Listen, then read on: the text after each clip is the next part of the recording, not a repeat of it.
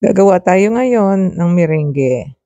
Ilagay lang ang 1/2 cup na egg whites sa mixing bowl. Pagkatapos, lagyan lang natin ng 1/4 teaspoon na cream of tartar. Pagkatapos, bathin ito gamit ang electric mixer.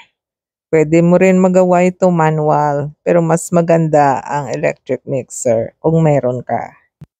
Pag ito ay foamy na, lagyan natin paunti-unti ng 1/4 cup na granulated sugar. Patuloy lang natin na batihin ito hanggang maubos natin ang granulated sugar. At walang grains ng sugar na ma-feel ng kamay natin. At i-check din natin from time to time kung stiff na ang ating egg whites. Lagyan din natin ito ng 1/2 teaspoon na vanilla extract at batihin uli. Ito na, stiff na ang ating egg whites. Ngayon, ready na natin ito ilagay sa ating baking sheet. I-line lang ang baking sheet ng parchment paper or wax paper. Pagkatapos, para uniform ang sizes ng ating merengue, gamitan lang natin ito ng ice cream scooper or pwede din natin gamitan ng piping bag.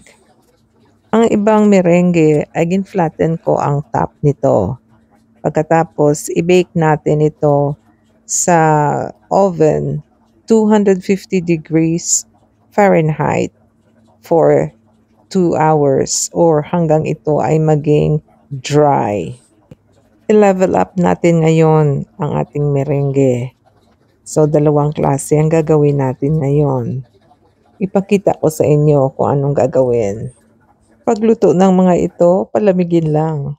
At ito ang ginawa ko. Meron tayong regular na merengue at meron din tayong level up na merengue. Ito ang tinatawag na meringue shell with fruits. May mga egg whites pa ako na natira, so gumawa ako ng isang malaking merengue. Ginamitan ko lang ng piping bag para may hollow ang sa gitna at lutuin din natin. Ito na ang kalabasan. Palamigin din natin ito. Pagkatapos, lagyan natin sa gitna ng Cool Whip. Lagyan mo lang kung gaano karami ang gusto mo.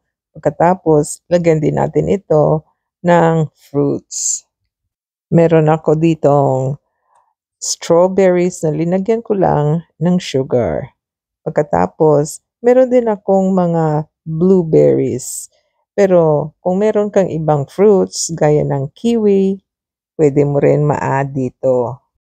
Salamat sa pag-follow, like, and share, and subscribe nyo sa Hungry Buddies 182.